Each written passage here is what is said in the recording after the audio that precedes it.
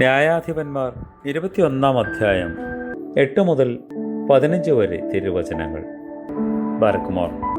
Israel ഗോത്രങ്ങളിൽ നിന്ന് മിസ്പയിൽ കർത്താവിൻ്റെ അടുക്കൽ വരാതെ ആരെങ്കിലും ഉണ്ടോ എന്ന് അവർ അന്വേഷിച്ചപ്പോൾ ഗിലെയാദിലെ യാബേശിൽ നിന്ന് ആരും പാളയത്തിൽ സഭയ്ക്ക് വന്നിട്ടില്ല എന്ന് കണ്ടു.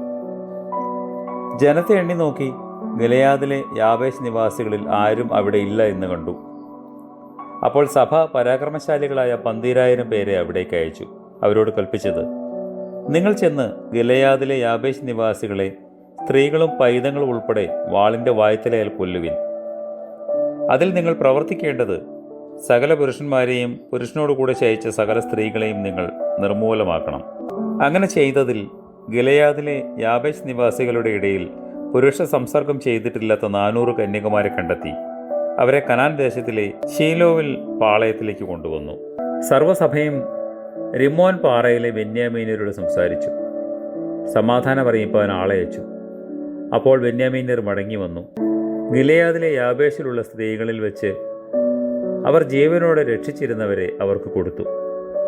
അവർക്ക് അവരെ കൊണ്ട് തികഞ്ഞില്ല. കർത്താവ് ഇസ്രായേൽ ഗോത്രങ്ങളിൽ ഒരു ഛേദം വരുത്തിയിരിക്കൊണ്ട് ജനം ബെന്യാമീന്യരെ കുറിച്ച് ദുഃഖിച്ചു. കർത്താവേ, നിന്റെ സ്ലീവായുടെ അടയാളം ഞങ്ങൾക്ക് കൂട്ടായിരിക്കണമേ. അതുമൂലം ഞങ്ങൾ അഗ്നി നദിയെ കടന്ന് നിന്റെ കൃപയിൽ ജീവിക്കുമാറാകണമേ. ആമേൻ.